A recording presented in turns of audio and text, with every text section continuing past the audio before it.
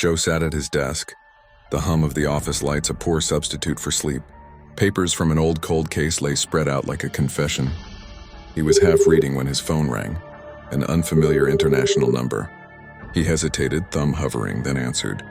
A brittle voice on the line told him, "Wire $10 million in 5 hours or his girlfriend would be killed." The caller rattled off details. Lagos, Akudo's name, a deadline of 4 p.m. Joe's heart slammed. Akudo. His voice came out small. "Yes," he said, "she's Akudo." He didn't think. He left the office without packing, drove home, grabbed a jacket, and called a friend on the way. "Bona," he said when the line connected. "It's Joe, I need you." Bona's reply was short and raw. "My girl's been kidnapped. I'm going to Lagos.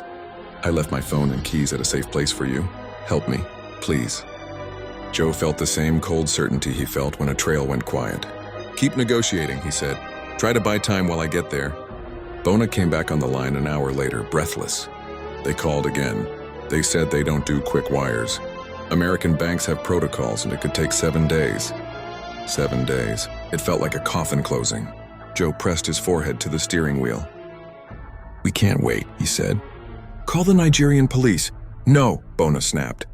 "I can't risk it. I've been to Nigeria before. I'll find her myself." Joe understood that stubbornness. They both came from streets that taught you not to rely on anyone else. "Okay," Joe said, "let's do it together." The kidnappers negotiated back and forth over the next calls. They agreed to 5 days. Bona would travel. Joe would search Akudo's neighborhood and follow any leads he could find. Joe reached out to Rita, Akudo's friend and sister to one of their neighbors. Rita's voice trembled when she explained her suspicion. Rita's ex, Jide, had been acting strange before Akudo disappeared. He'd been unusually close to Akudo in the days before she vanished. Then he ghosted everyone. That gave Joe a direction. He found Jide's apartment with the kind of quiet that makes you expect someone to jump out and shout, "Surprise!" Instead, he found the apartment locked, the door forced open, and Jide's body on the floor. The room smelled of bleach and old fear. Joe moved fast, methodical, a detective's reflex. He searched the body, found a phone, and scrolled.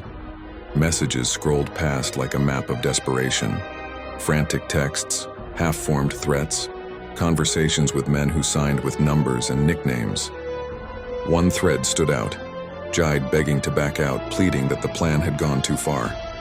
Another thread referenced a meeting place, a neighborhood, coordinates layered with slang. Joe copied the messages, then traced the digital footprints. The trail led him through a lattice of small-time thugs and bigger operators, people who sold violence like a commodity.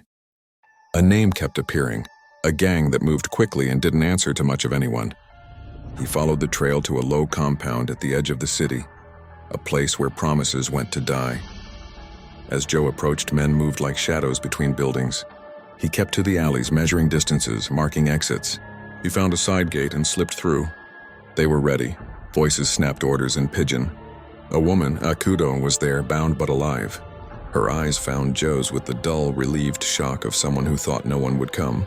He moved, silent and fast, trading the careful patience of the detective for the blunt business of rescue. There was a brief exchange of gunfire, a scramble that left a few men injured and the rest fleeing into the maze. Joe freed Akudo's hands and hauled her close. She couldn't speak at first, just clung to him like proof that the world still had its edges. By the time the police sirens cut through the afternoon heat, Joe had already led Akudo out a back route.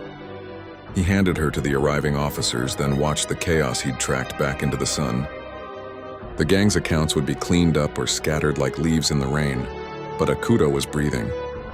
Later, in a quiet hospital corridor, Akudo squeezed his hand. "You came," she whispered. Joe let out the breath he'd been holding since the first call. He thought of the cold case papers on his office desk and the lesson they carried. Sometimes the truth is patient. Sometimes it needs a man who's willing to move faster than the clock. "Always," he said.